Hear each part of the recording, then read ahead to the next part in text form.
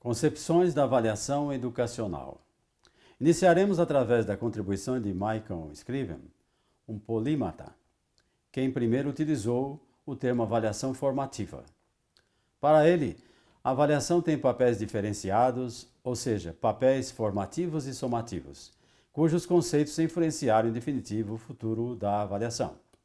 Essas ideias influenciaram o pensamento dos autores brasileiros até a década de 80. A avaliação diagnóstica surge mais tarde e tem o sentido de partir dos conhecimentos prévios dos alunos. A avaliação formativa caracteriza-se por um caráter processual, isto é, ocorre ao longo do desenvolvimento dos programas, dos projetos e dos produtos educacionais, permitindo as modificações que se fizer necessárias durante o processo.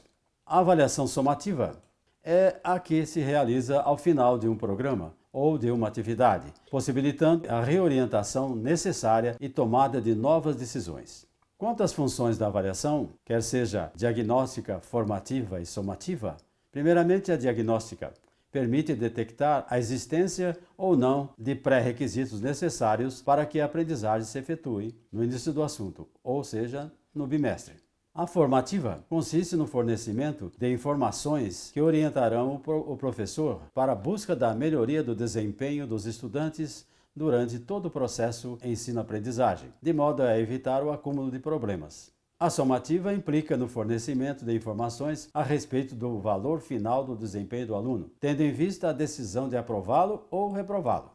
Segundo Benjamin Bloom, as concepções foram importantes para a geração de um sistema de ensino e avaliação mais coerentes. Bloom deu relevância ao domínio de taxonomias, que é uma ciência ou técnica de classificar. Despertou os professores para que o perigo da incoerência entre o que se ensina e o que se avalia. Bloom define a avaliação como a coleta sistemática de evidências por meio das quais determinam-se mudanças que ocorrem nos alunos e como ocorrem. Quanto à função diagnóstica, informar e favorecer o desenvolvimento individual, ou seja, a avaliação diagnóstica. A avaliação diagnóstica deve ocorrer no início de uma unidade de ensino. As avaliações diagnóstica, mediadora e dialógica são instrumentos de acompanhamento da construção do conhecimento do aluno. Segundo Cipriano Lucchesi, no caso da avaliação da aprendizagem, essa tomada de decisão se refere à decisão do que fazer com que o aluno quando a sua aprendizagem se manifesta satisfatória. A avaliação diagnóstica, segundo Cipriano Lucchesi, nos diz que, no campo da avaliação da aprendizagem, essa tomada de decisão se refere à decisão do que fazer com que o aluno, quando a sua aprendizagem se manifesta satisfatória, ou quando sua aprendizagem se manifesta insatisfatória. Se não tomar uma decisão sobre isso, o ato de avaliar não completou seu ciclo construtivo. Assim, a avaliação, para Cipriano Lucchesi, é não pontual. Importa todo o processo de aprendizagem, ou seja, o antes, o agora e o que pode vir depois. O que o aluno não sabe é o ponto de partida para as ações pedagógicas, o trabalho educativo, nas palavras do autor Cipriano, para que ele possa vir a saber. Também ela é dinâmica, ou seja, não classifica, mas diagnostica o que está ocorrendo para que haja possibilidade de melhoria. Segundo ele, foram dados muitos nomes à avaliação: diagnóstica, formativa, dialética, dialógica, mediadora, etc. Mas são redundantes, uma vez que, obrigatoriamente, a avaliação tem que ser tudo isso. Ele nos diz que a avaliação é includente, ou seja, inclusiva, traz o aluno para a aprendizagem. No livro Avaliação da Aprendizagem Escolar, um ato amoroso, não devemos confundir ou um ato de amor com preguiça ou paixão, e sim um sentido de inclusão, que seja acolhimento, o respeito aos limites, suporte para o desenvolvimento do aluno, uma autonomia. Tudo isso segundo Cipriano Lucchesi.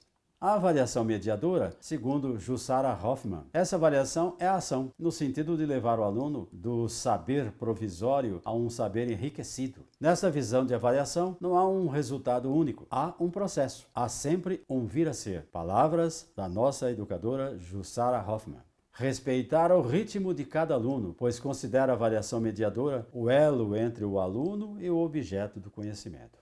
De acordo com Guiomar Nano de Mello, mediar refere-se ao que está acontecendo no meio, ou entre duas ou mais coisas separadas no tempo e ou no espaço.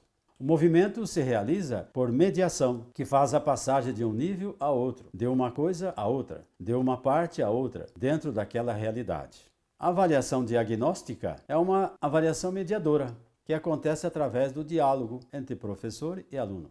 Existe um fundamento à interação do sujeito com o mundo. As concepções diagnóstica, mediadora e dialógica atuam no desenvolvimento do processo e não apenas no resultado. Outras contribuições sobre a avaliação, lembraremos também de Maria Teresa Esteban, que nos diz que o processo de avaliação do resultado escolar dos alunos está profundamente marcado pela necessidade de criação de uma nova cultura sobre avaliação, que ultrapasse os limites de técnica e incorpore a dimensão ética.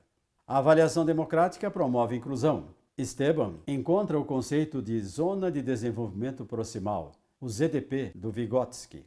Nós sabemos que o ZDP reflete o caráter bidirecional das relações entre desenvolvimento e aprendizagem. Pode ser definida como a diferença entre o nível do que a pessoa é capaz de fazer com a ajuda dos outros, que pode ser um parceiro mais capaz, um pai, uma mãe, um professor, um colega, etc., e o nível das tarefas que pode fazer por si, sendo um instrumento que amplia a reflexão sobre o processo de avaliação. Reafirmando os tipos de avaliação, é a avaliação diagnóstica, que é o produto esperado da avaliação diagnóstica, é detectar problemas, procurando identificar causas e apontar soluções. A avaliação contínua deve ser desenvolvida no cotidiano da sala de aula.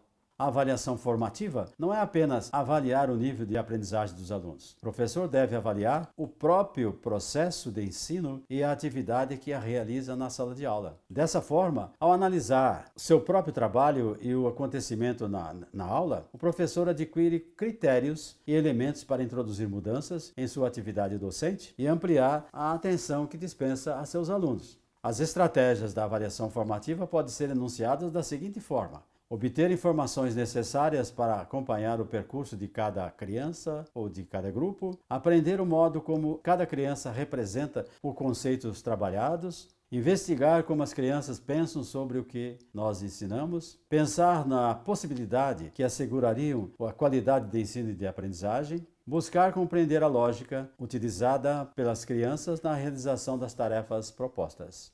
Obrigado por participarem deste vídeo até o final. Participem dos próximos vídeos. Todos são frutos dos meus 48 anos dedicados à educação. Até o próximo.